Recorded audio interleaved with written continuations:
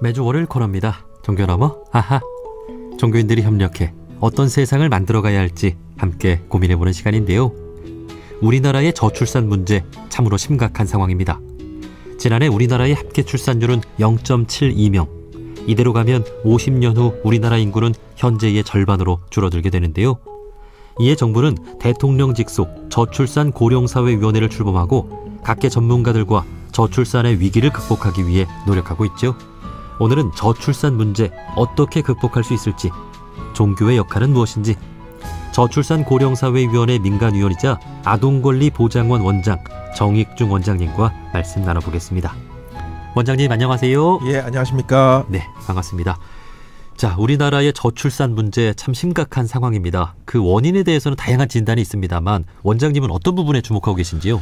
네, 저는 아동권리보장원 원장이기도 하기 때문에 아동 청소년 문제에 더 집중하고 있는데요.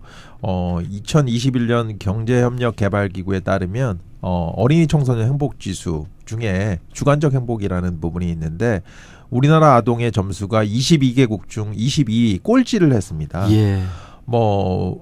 최근에 아동권리보장원에서 발표한 아동 분야 주요 통계에서도 아동의 삶의 만족도가 높은 아동이 이 경제협력개발기구 평균보다 7.7% 정도가 낮은 것으로 이렇게 나타나서 아동이 행복하지 않다라는 뜻입니다. 그럼 아동이 행복하지 않은 사회에서는 부모도 아동이 행복하지 않은 것뿐만 아니라 부모도 육아에 대한 효능감이 떨어질 수밖에 없거든요. 내가 잘할 수 있을 거라고 믿는 효능감이 떨어지니까 당연히 육아는 두려운 대상이 될 수밖에 없고, 이런 것들이 그러니까 첫 아이를 낳는데 둘째 아이를 못 낳는 경우가 되게 많아요. 이게 아마 제가 보기에는 이제 이후에 저희가 여러 가지를 해야 되겠지만 결혼 안 하는 사람을 결혼하게 만들거나 아이를 안 낳는 사람은 아이를 낳게 만드는 건 굉장히 어려운 일일 수 있습니다. 네. 그렇지만 한 명의 아이가 있는 사람을 두 명의 아이를 낳게 하는 거는 생각보다 쉽거든요. 근데 요거를 조금만 노력을 하면 되지 않을까 이런 생각이 듭니다. 그래서 이런 육아에 대한 뭔가 두려움이나 육아에 대한 이렇게 고충이나 이런 것들을 해결해 줄 수 있으면 이런 문제들이 많이 해결되지 않을까 이런 생각이 들어서 이런 이게 타겟해야 되는 집단을 도대체 누구로 해야 될지를 고민할 때 이렇게 아이를 한 명 낳고 둘째를 고민하는 분들, 그러니까 아이들도 외동 같은 경우에는 나중에는 또 외동인 게 좋다라고 얘기하는 아이들도 있겠지만 어렸을 때는 나 형제 자매가 갖고 싶어요 이런 아이들이 많이 있거든요. 이럴 네. 때 아이에게 이런 형제 자매를 같이 하게 할 수 있다면 굉장히 중요하지 않을까 이런 생각이 들고, 그런 의미에서 이게 아이를 기르는 게 어렵지 않고 아이가 행복하고 그러면 둘째를 바로 낳았을 거예요. 근데 아이가 행복하지 않고 아이를 기르는 게 어렵다고 생각하니까 둘째를 계속해서 이제 미루게 되는 그래서 끝내는 못하게 되는 이런 결과를 낳지 않나 이렇게 생각이 됩니다. 네, 다들 공감하실 것 같습니다. 주위에 보면 다 하나만 낳았습니다. 그러니까요. 저도 이제 누나가 둘이 있는데 다 하나씩 낳고, 그러니까요. 주위에 친구들도 다 하나씩만 낳았는데, 그러니까 아이들이 행복하지 않은 사회다 보니까 하나만 겨우 낳아서 기르는 그런 상황인데, 그래서 저희가 지난 시간까지 아이들이 행복한 세상을 만들자, 이제 건강한 가정을 만들자 하는 주제로 이야기를 나눠봤습니다. 그런데 사실 이 모두가 결혼을 해야 가능한 거잖아요. 청년들이 결혼을 안 해요. 네, 어떻게 하면 결혼을 할 수 있을까요? 그러니까 요즘에는 결혼하지 않고도 아이를 낳는 경우들도 있고, 그런 가정에 대한 인식을 개선할 필요가 있고 다양한 가정에 대한 이해를 높일 필요가 있다라고 생각이 됩니다. 그럼에도 불구하고 결혼해서 이제 출산하는 경우가 가장 많기 때문에 청년들이 결혼을 할 수 있도록 만드는 게 굉장히 중요한데, 결혼을 고민하는 가장 큰 이유가 경제적인 이유인 것 같아요. 예. 여러 가지가 있겠지만 나 아직 일자리가 없어요. 아니면 일자리는 있지만 임금이 충분하지 않아요. 임금은 있지만 주거가 안 돼요. 여러 가지 이런 경제적인 이유 때문에 아마 아이를 낳지 않는 결혼하지 않고 아이를 낳지 않는 경우들이 많아지고 있습니다. 그리고 저는 더 심각한 거는 저희가 그 디지털 환경이 되다 보니까 SNS로 다른 사람들이 어떻게 생활하는지를 충분히 이제 볼 수 있는 그런 사회가 됐거든요. 근데 이제 뭐 본인도 그렇겠지만 많은 분들이 SNS라는 공간은 본인이 가장 행복한 순간, 가장 그렇죠. 기쁜 순간을 전시하는 공간인데 그런 것만 보고 다른 사람들은 다 저렇게 살겠거니, 저렇게 아이를 키우겠거니, 저렇게 결혼하겠거니 이렇게 생각하는 경우가 너무 많은 것 같아요. 그래서 저는 그런 비교의 그런 거에서 좀 벗어나야지. 그러니까 뭐 타인과의 비교, 경쟁 이런 것들이 어떻게 보면 불안과 박탈감의 근원이 되고, 이런 것들 되면 뭐 예를 들어서 내가 제대로 키울 수 있을까? 남부럽지 않게 결혼해서 아이를 키울 수 있을까? 이런 압박이 생길 수 있지 않을까 이렇게 생각이 되고, 그런 압박과 그런 뭐 박탈감이 뭐 결혼, 뭐 출산 이런 것들 다 미루게 되고 하지 않게 하는 그런 원인이 되지 않나 이렇게 생각이 됩니다. 네. 그러니까 사실 요즘 TV를 보면은 그 결혼해서 힘든 모습들, 아이를 낳고 키우는 어떤 어려운 상황들이 많이 좀 나오고, 네. 또 이제 SNS에는 행복하게 사는 또 좋은 모습들만 또 비추다 보니까 좀 나를 많이 비추어 보게 되는 것 같아요. 근데 이런 어떤 왜곡된 어떤 언론이라든지 SNS 상황에서 좀 올바른 가치관을 가지고 가정을 이루고 살아가는 사람들이 좀 많이 있어야 될 것 같습니다. 자, 그래서 이제 대통령 직속 저출산 고령사회위원회에서 다양한 또 고민을 하고 있을 것 같습니다. 여기서 나오는 좀 큰 틀의 어떤 정책적 방향성에 대해서 좀 소개를 해주신다면요. 예, 그러니까 저출생이라는 게 하나의 원인으로 발생한 게 아니고요. 굉장히 다양한 원인, 아까 전에 말씀드렸던 뭐 일자리라든지 주거라든지 교육과 돌봄이라든지 뭐 지역의 격차라든지 다양한 요인들이 복합되어서 저출생 현상으로 이어집니다. 근데 각 요인을 해결하는 거는 너무 어렵습니다. 이 모든 하나하나가 우리 사회의 난제 중에 난제입니다. 근데 이제 뭐 예산이 충분하고 그러면 문제가 아닌데, 예산은 한정되어 있고 뭔가 이런 문제, 난제 중에 난제를 해결하기 위해서는 제가 보기에는 뭐 선택과 집중이 필요하고, 저출산고령사회위원회에서도 이제 선택과 집중을 하겠다라는 생각을 하고 있는 것 같고, 선택과 집중을 하는 대상은 가장 약한 고리이고, 그리고 비용 대비 효과가 가장 높은 그런 내가 뭘까 이런 것들 고민하신 것 같고, 그 안에는 일과 가정의 양립 이런 부분들에 초점을 맞춘 게 아닌가 이렇게 생각이 됩니다. 그래서 그런 부분들을 해결하기 위한 노력들을 다양하게 지금 준비하고 있는 것으로 알고 있습니다. 네, 정부에서 여러 저출산 대책을 내놓고 있는데요. 우리 청년들은 만족하지 못하는 분위기인 것 같아요. 네네. 그 어떤 개선점이 좀 있다고 보세요? 그러니까 이게 뭐 체감이 안 된다 이런 게 제일 큰 것 같아요. 그래서 저는 뭐 정책이 없는 것들도 있겠지만 정책을 널리 알리지 못한 것들도 있는 것 같아요. 그러니까 본인이 생활하면서 이미 지원받고 있는 내용들이 있는데 그거를 잘 모르고 계시는 경우들도 있습니다. 그래서 뭔가 당신이 지원받고 있는 내용이 뭐다 이런 거를 좀 알리는 그런 것들도 필요하고, 물론 부족한 부분들도 많이 있죠.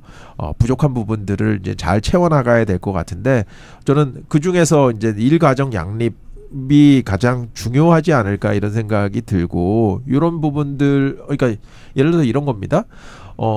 내가 지금 일을 하고 있는데, 그리고 아이를 키우고 있는데, 그리고 국가에서 뭐 해주고 있냐. 뭐, 물론 기업에서 뭔가 해주고 있는 건 있지만, 국가에서 하는 게 뭔가 이렇게 생각하시는 분들도 있고, 뭐, 기업에 거의 대부분 공공기관이라든지 공무원이라든지 대기업 같은 경우에는, 이런 뭐, 출산 휴가라든지 육아휴직이라든지 이런 것들 사용하는데 그렇게 큰 부담이 될 게 없어요. 네.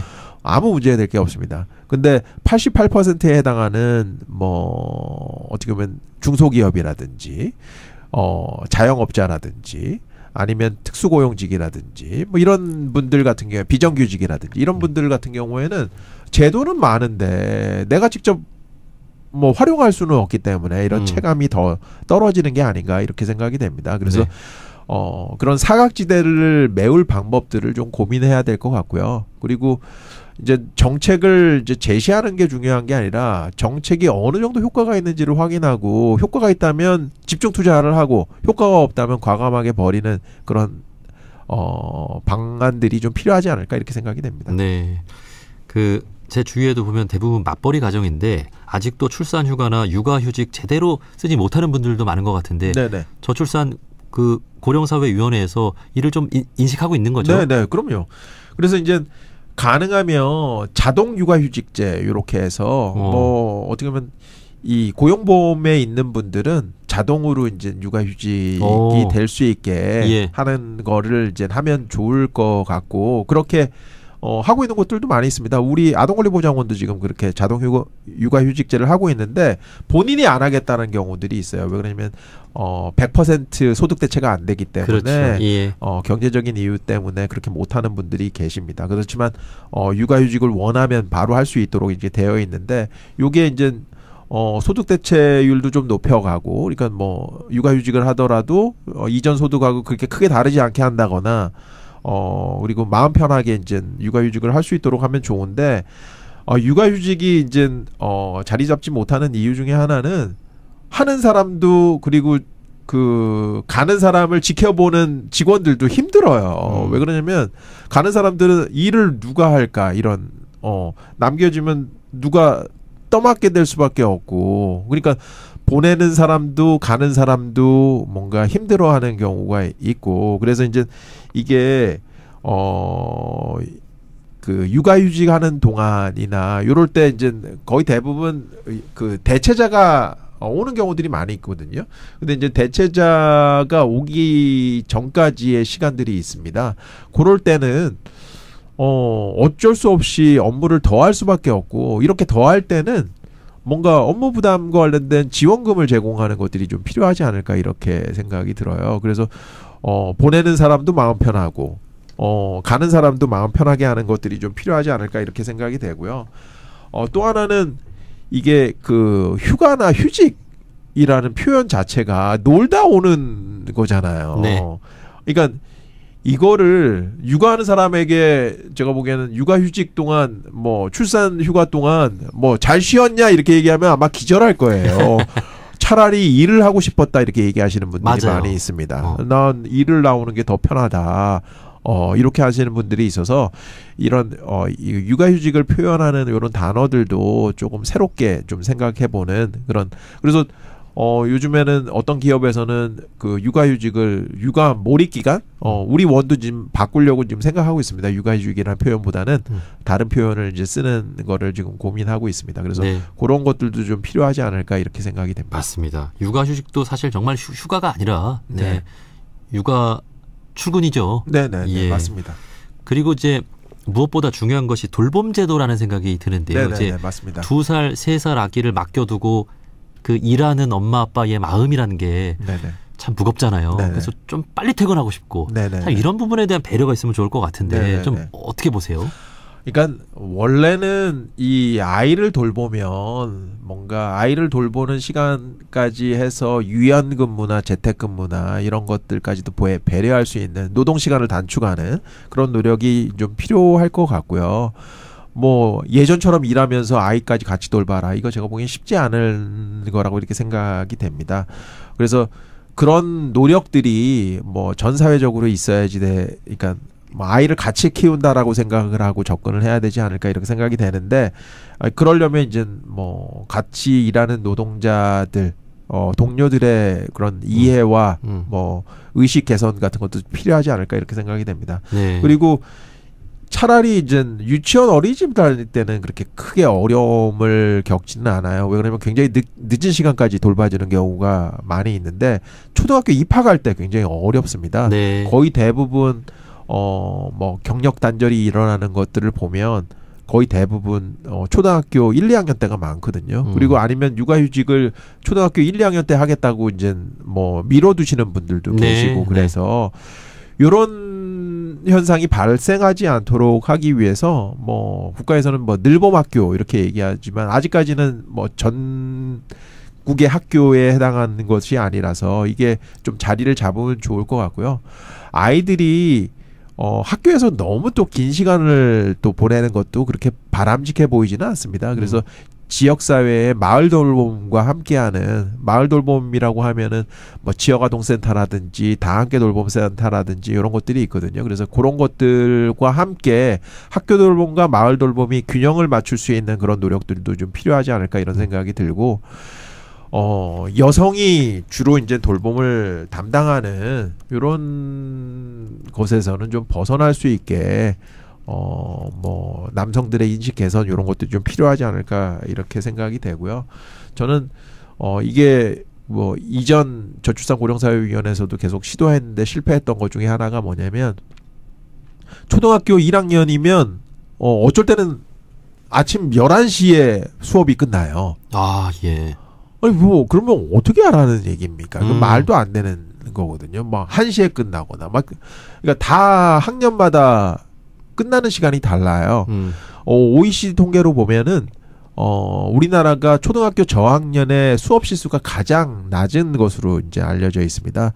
그래서 외국은 어떻게 하나 보니까 거의 대부분 학년과 상관없이 아이들이 하교하는 시간은 같은 경우들이 많이 있어요. 그래서 3시에 하교 이렇게 하면 돌봄도 체계화될 수 있거든요. 돌봄이 뭐 11시부터 뭐 1시에 오고 2시에 오고 막 이렇게 되니까 더 힘들어요. 그래서 3시까지는 학교를 다니고 그 이후에는 돌봄을 하면 훨씬 더 돌봄도 체계적이 되지 않을까 이렇게 생각이 됩니다. 그래서 저희가 학교 시간을 3시로 통일하는 그런 것들도 조금 궁극적으로 좀 고민해야 될 영역이 아닐까. 뭐 물론 교사 선생님들도 힘들죠.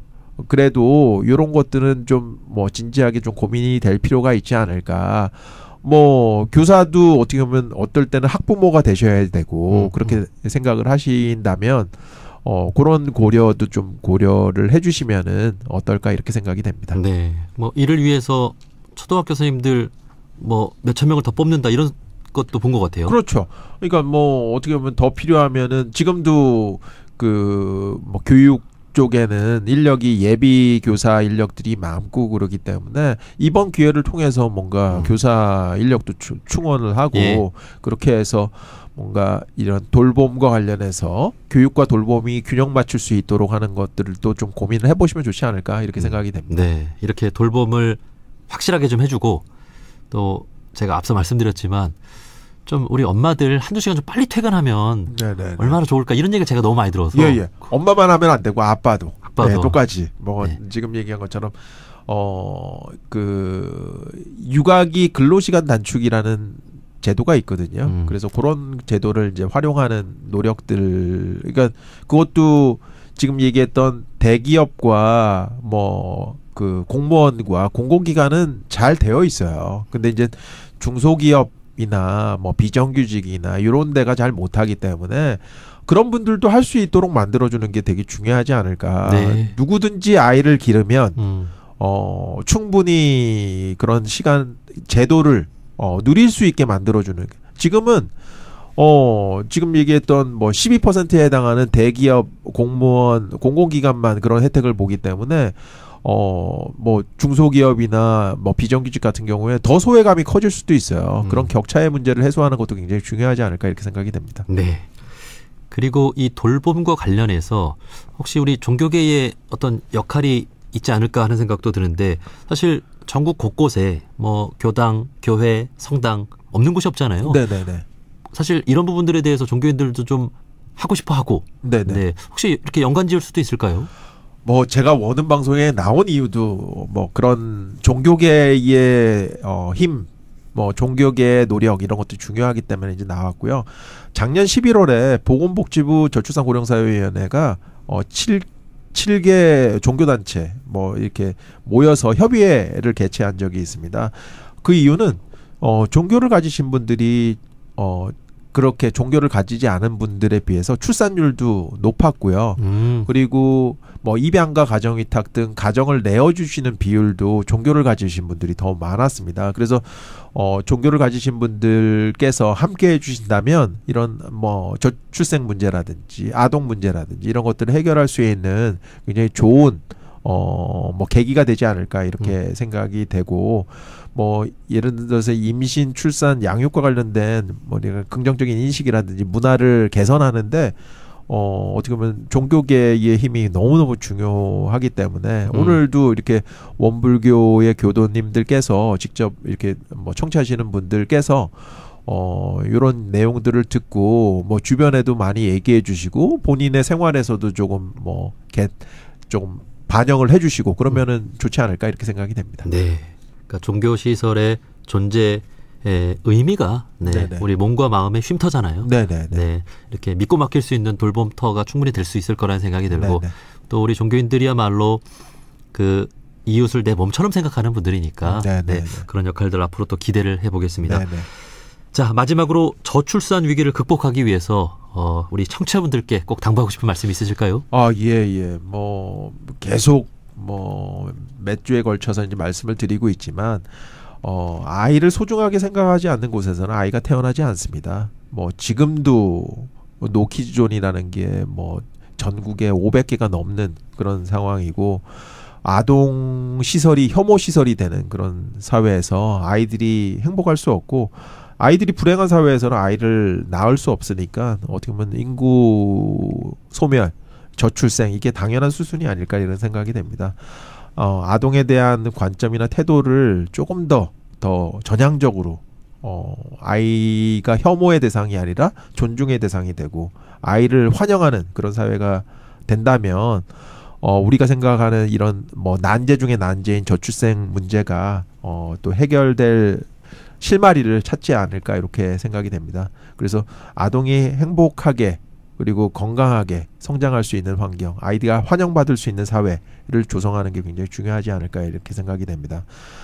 아동권리보장원이라는 곳에 제가 있는데, 아동권리보장원의 비전도 모든 아동이 행복한 사회를 함께 만들어간다라는 그런 비전을 갖추고 있습니다. 뭐 원불교와도 함께, 종교계와도 함께 이렇게 모두가 행복한 사회를 만들어가는데, 모든 사람이 행복한 사회를 만들어가는데 중요한 역할을 담당하고 있고, 뭐 아동권리보장원에 대해서 좀 관심을 가져주시는 것도 뭐 굉장히 또 중요하지 않을까. 저희가 하고 있는 일들 중에서 그냥 우리 사회의 가장 취약한 아이들에 대한 지원을 하고 있기 때문에 뭐 이게 뭐 마음으로 지원하실 수도 있고, 예를 들어서 후원으로 지원하실 수도 있고, 아까 전에 얘기했던 가정을 내어주시는 방식으로 입양과 가정위탁 같은 경우에는 다양한 방식으로 지원할 수 있는 방법들을 또 알려드리기 때문에 그런 측면에서 아동권리보장원에 대해서도 좀 관심을 가져주시면 감사하겠습니다. 예. 지금 우리나라의 아동 행복지수가 22위 꼴찌인데, 네네. 아동권리보장원 원장으로 계실 때 이 순위 좀 올려야죠. 네, 그러고 싶습니다. 뭐 순위도 올리고 뭐 그러려면 많은 분들이 관심을 가지셔야지 될 것 같고, 그리고 실천도 하셔야 될 것 같고, 네. 어떻게 보면 아이와 함께하는 순간을 잘 즐길 수 있고 아이들과 행복한 시간을 많이 보내시는 그런 노력들이, 공부하라고만 하지 마시고 같이 놀고 뭐 쉬고 이런 것들을 더 할 수 있는 그런 사회, 그러려면은 뭐 아까 전에 얘기했던 근로시간이 줄어드는 것들도 같이 가야 될 수 있을 것 같고요. 그런 외부, 그러니까 아이를 기르는 직원들에 대한 뭐 배려나 관심이나 지원이나 이런 것들도 확대돼야 되지 않을까 이렇게 생각이 됩니다. 네. 그래서 뭐 사회와 뭐 개인이 함께, 그리고 종교와 함께 이렇게 노력을 해야지 바뀌지, 어느 하나의 노력으로 뭔가가 개선될 것 같지는 않습니다. 그래서 많은 분들이 함께 해주신다면 저는 이렇게 어려워 보이는 문제들도 쉽게 해결할 수 있는 그런 실마리가 풀리지 않을까 이렇게 생각이 됩니다. 예. 자, 우리 종교계가 아동권리보장원과 함께 우리 아동들이 행복한 세상을 만들기 위해, 그리고 저출산 위기 극복을 위해서 앞으로 많은 관심을 갖고 함께했으면 좋겠습니다. 아동권리보장원 정익중 원장님과 말씀 나눠봤습니다. 원장님, 오늘 말씀 고맙습니다. 네, 감사합니다.